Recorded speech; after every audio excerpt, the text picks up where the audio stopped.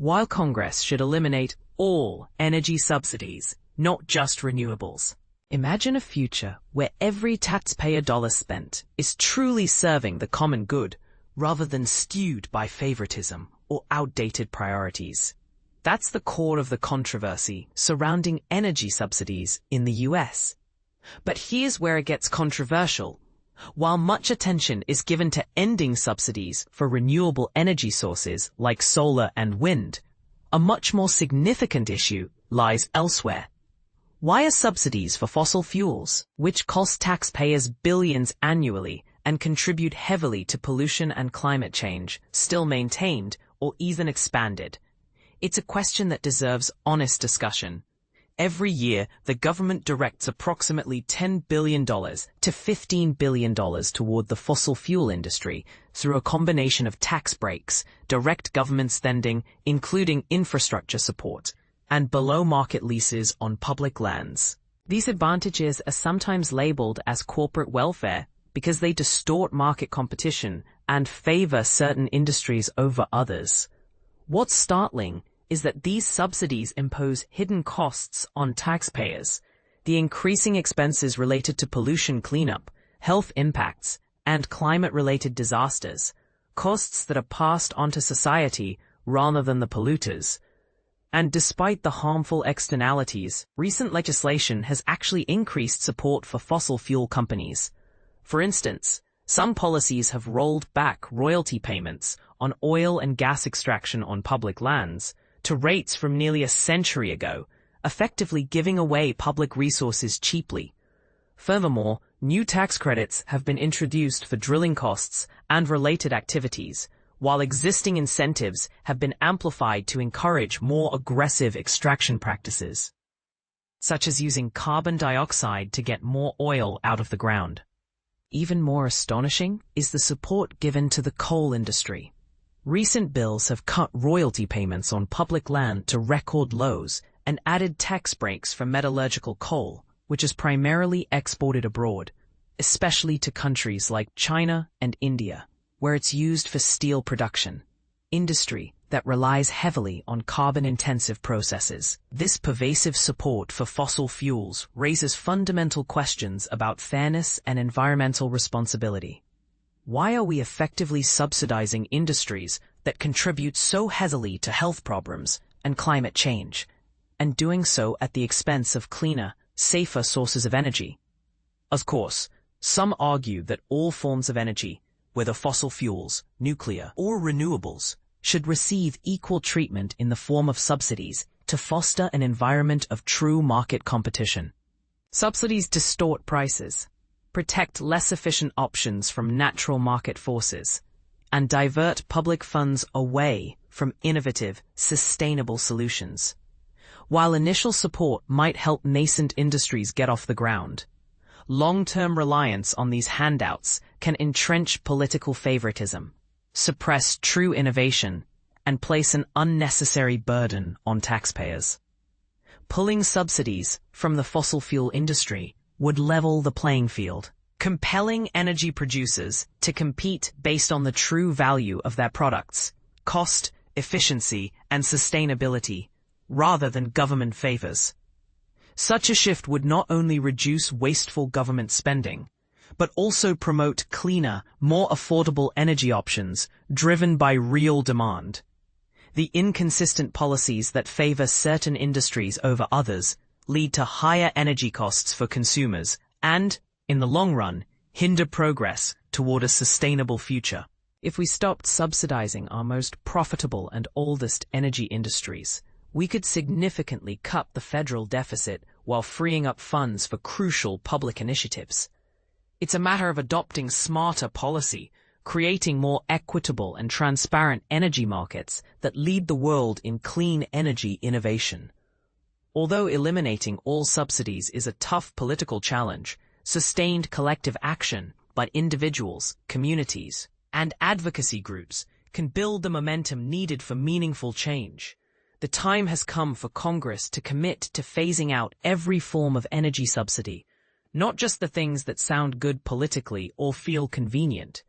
Are we willing to confront the reality that our current policies favor polluting industries over cleaner, safer, and more efficient solutions?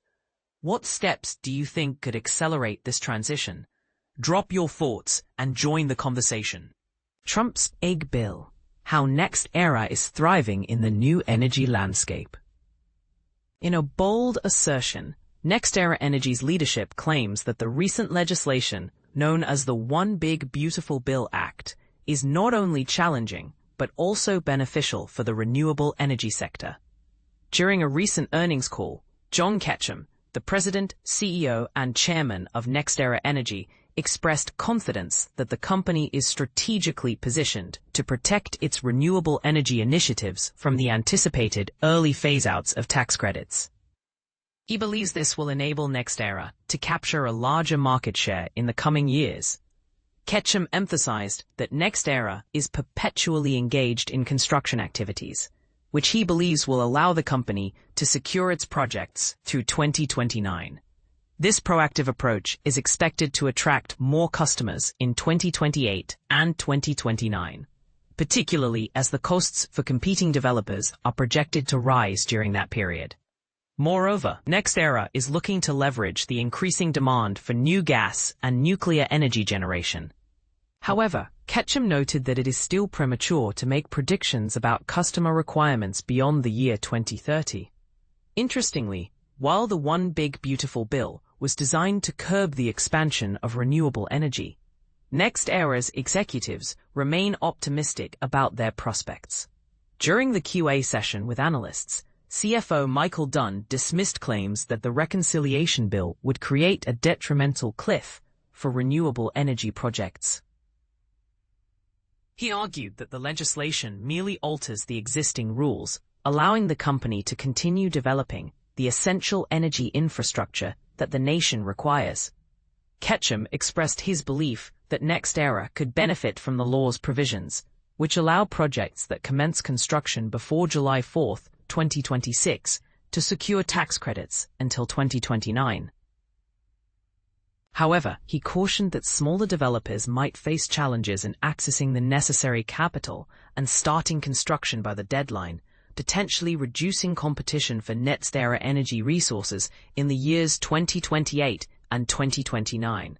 This situation could present us with even greater opportunities during those years, Ketchum remarked. He also mentioned the possibility of acquiring appealing energy projects from other developers at discounted rates in the future, due to the implications of the reconciliation bill.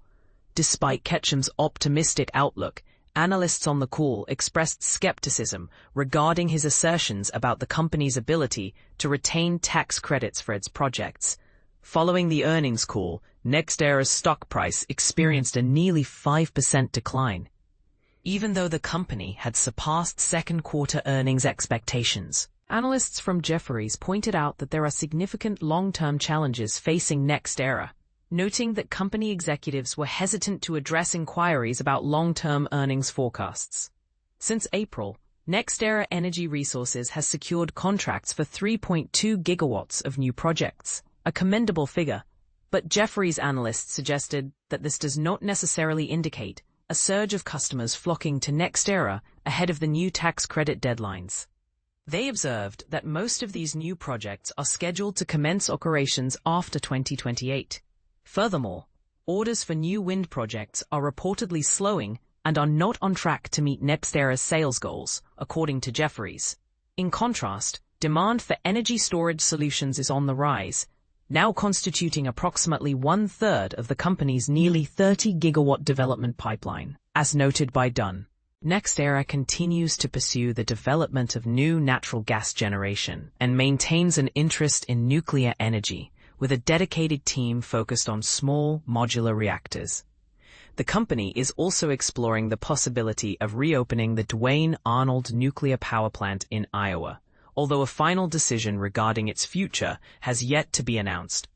As the renewable energy landscape evolves, how do you see the impact of such legislation on smaller developers? Do you agree with NextEra's optimistic outlook, or do you think the challenges they face are more significant than they acknowledge? Share your thoughts in the comments. Washington's rising electric bills explained. Federal cuts, heat waves. Picture this. Your electric bill suddenly skyrockets, hitting your wallet harder than expected, all because of a major shift in federal policy. That's the grim forecast for folks in Washington state, according to Senator Patty Murray, who points the finger at what's being called the One Big Beautiful Bill. This legislation slashed federal funding for renewable energy initiatives, and it's set to make electricity more expensive for everyone. But why does this matter? And is there more to the story? Let's dive in. He explained how this substation was designed with long-term growth in mind. Utilities plan for 10, 20, even 40 years ahead. But when the federal government pulls back on its promises, like cutting funds for energy projects, it throws a wrench into those carefully laid plans. Suddenly, all that forward thinking is at risk, and it could lead to higher costs for maintaining the grid. Now, utilities aren't just dealing with reduced federal support. They're facing a bunch of other challenges too. For starters, transmission lines and equipment don't last forever. They age and break down, requiring constant repairs and upgrades. On top of that, the rise of AI data centers is gobbling up more power than ever before. Think about it. These high-tech facilities can consume as much electricity as a small town, pulling from the region's available energy and leaving less buffer for unexpected demands. And let's not forget climate change. Washington state is seeing more frequent heat waves, which crank up air conditioning use and push local power systems to their limits.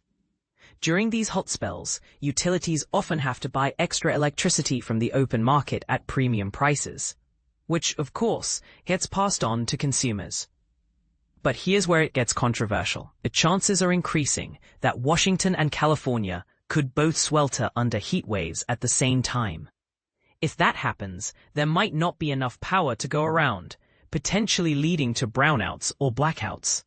For those unfamiliar with the terms, a brownout is when the voltage drops and appliances don't work properly, while a blackout means a complete loss of power. Both scenarios can disrupt daily life, from spoiling food in fridges to halting business operations. Joe Nguyen warns that without adequate supply, Washington residents could face these issues more often. Adding to the headache, Seattle City Light CEO Dawn Lindell emphasized the need to expand energy capacity. Without federal grants and tax credits that used to help cover building costs, those expenses are now falling squarely on customers. She noted that cuts in federal funding directly inflate the price of new energy projects. And this is the part most people miss. Factors like tariffs on imported materials and ongoing supply chain disruptions are making everything more expensive.